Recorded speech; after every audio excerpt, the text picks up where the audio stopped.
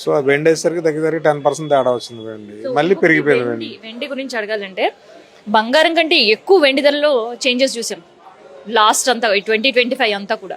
So వెండి ఎందుకు అంతగానో పెరుగుతుంది అసలు? మన వెండిని మీరు ఎలా చూస్తారో తెలియదు కానీ ఇప్పుడున్న ఆ, ప్రపంచం అంతా దాన్ని వాణిజ్య సరుకు కింద చూస్తున్నారు. దేనికంటే ఇండస్ట్రీలు కొంటున్నాయి కదండి.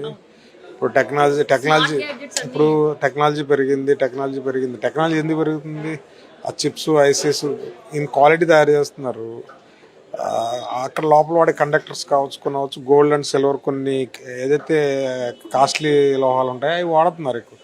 ముఖ్యంగా చెప్పాలంటే ఇప్పుడు బ్యాటరీ సంబంధించి ఎక్కువగా బ్యాటరీ ఈవీ కార్లకు సంబంధించి అవ్వచ్చు, లేటెస్ట్గా స్మార్ట్ టెక్నాలజీ కావచ్చు, ఎక్కువ వాడుతుంది.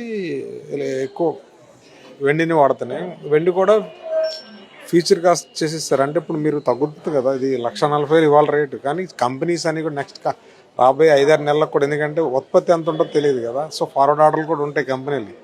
సో భవిష్యత్తు చూసుకుంటే వెండి ఇంకా పెరిగేదానికి ఛాన్సెస్ ఎక్కువ ఉన్నాయి. మధ్యలో ఇండస్ట్రీలో తిరిగి అమ్మవు. సో వాళ్ళు కొంటారు కదా. మధ్యలో నాలాంటి వాళ్ళు కొంతమంది ఇన్వెస్టర్లు కొన్నా వాళ్ళకు ఒక ప్రాఫిట్, ఒక రేట్ రాగానే అమ్మేస్తారు. అలా అమ్మినప్పుడు కొంత తగ్గుతూ ఉంటుంది, కానీ తిరిగి అల్టిమేట్గా మళ్ళీ పెరుగుతూ ఉంటుంది. సో నిన్న మన జరిగింది అంతే. ఒకసారి 153కి వెళ్ళింది, దగ్గర 135, 136కి వచ్చింది. అంటే కొంతమంది మార్కెట్లో సేల్ చేసేసారు.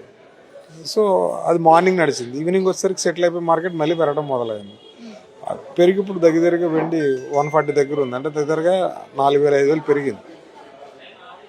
సో మార్కెట్లో ఈ తగ్గుదల అనేది ఉంటుంది, కానీ మనం ఊహించినంత ఉండదు.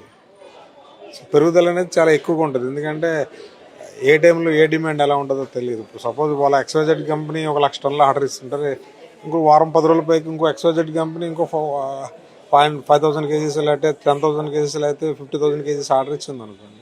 ఇదంతా ఫ్యూచర్ డిమాండే కదా, వాళ్ళ సప్లై కాదు అది. ఇది సప్లై చేయడానికి ఒక 5 నెలలు, 4 నెలలు, 3 నెలలు చైన్ పడుతుంది. అంతకాలం ఈ రేట్లో తగ్గేదానికి ఛాన్సెస్ చాలా తక్కువ ఉంటుంది.